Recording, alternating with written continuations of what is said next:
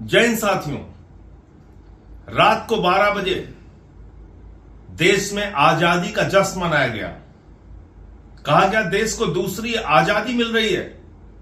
लता मंगेशकर जी का गाना सुनिए, हर्षोल्लास के साथ वाहवाही कीजिए सरकार की, जश्न मनाइए, जीएसटी आया, जीएसटी आया, जीएसटी आया।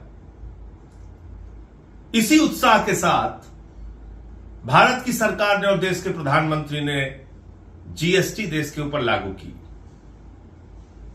2017 में। और जब ये जीएसटी लागू की गई तो इतना बखान किया गया जीएसटी का, जैसे मालूम पड़ रहा था अर्थव्यवस्था में बहुत बड़ी क्रांति आने वाली है देश के अंदर।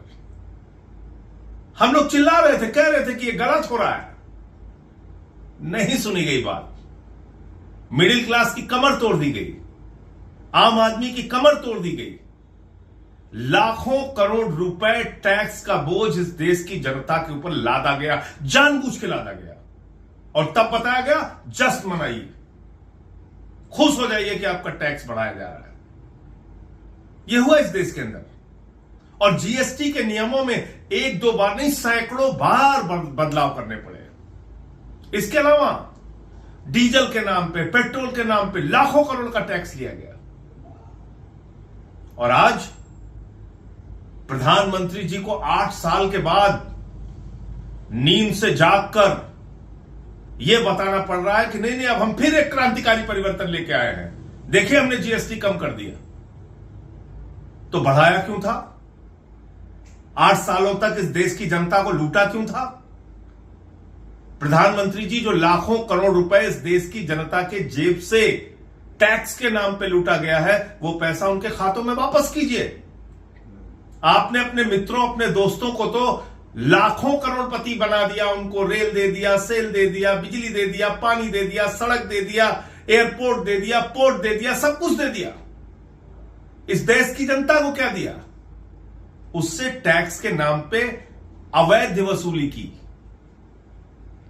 तो इसलिए अब ये बखान मत कीजिए कि आप कोई बड़ा क्रांतिकारी परिवर्तन देश के अंदर लाने जा रहे हैं, टैक्स घटाने जा रहे हैं, जीएसटी घटाने जा रहे हैं। आपका कोई भरोसा नहीं है कब आप क्या करेंगे, क्योंकि आपने देश की जनता का भरोसा खो दिया है। हर काम को बढ़ा चढ़ा के प्रस्तुत करते हैं और नतीजा बिल्कुल जीरो निकलता है। अब आप स्वदेशी पे ज्ञान दे रहे हैं देश के लोगों को। बीएमडब्ल्यू की कारों का काफिला आपके साथ, विदेशी विमान आपके साथ, विदेशी हेलीकॉप्टर आपके साथ, इटली का चश्मा आप पहनेंगे, स्विट्जरलैंड की घड़ी आप लगाएंगे, जर्मनी की गाड़ियों में आप चलेंगे, अमेरिका का फोन आप इस्तेमाल करेंगे और ज्ञान देंगे देश के लोगों को। देश के लोगों, स्वदेशी अपनाना है। शुरुआत अपने से कीजिए, अपने से कीजिए। इसलिए आपकी बातों का असर देश की जनता में कम हो रहा है, क्योंकि कथनी और करनी में जमीन और आसमान का अंतर है। खुद सारी सुख सुविधाएं भोगना है, विदेशी सामानों के ऊपर निर्भर रहना है। गलवान घाटी में हमारे जवान शहीद हो जाते हैं और उसके बाद आपने चीन के साथ 39 लाख करोड़ रुपए का व्यापार किया। जब मैं 39 लाख करोड़ बोल रहा हूं तो देश की जनता अगर कहीं लिखना चाहेगी 39 लाख करोड़ रुपए, तो जीरो लगाते लगाते आप थक जाओगे। अब आपको स्वदेशी याद आ रहा है। आपने चीन के साथ 39 लाख करोड़ रुपए का आयात किया है। चीन के सामान हिंदुस्तान में मंगाए हैं 39 लाख करोड़ रुपए के। हिंदुस्तान के व्यापारियों के व्यापार को आपने नष्ट किया है।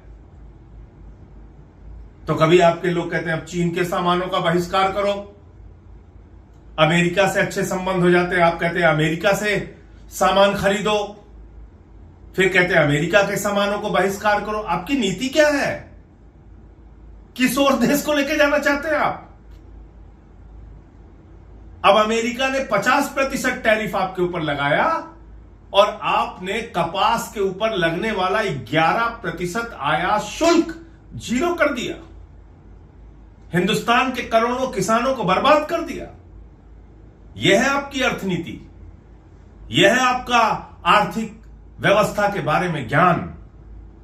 इसलिए प्रधानमंत्री जी, कृपा करके अब ये खोखली बातें और खोखले वादे करना बंद कीजिए और इस देश की जनता से 8 सालों में जो आपने टैक्स के नाम पर आपकी सरकार ने लूट किया है, वो पैसा जनता को वापस कीजिए।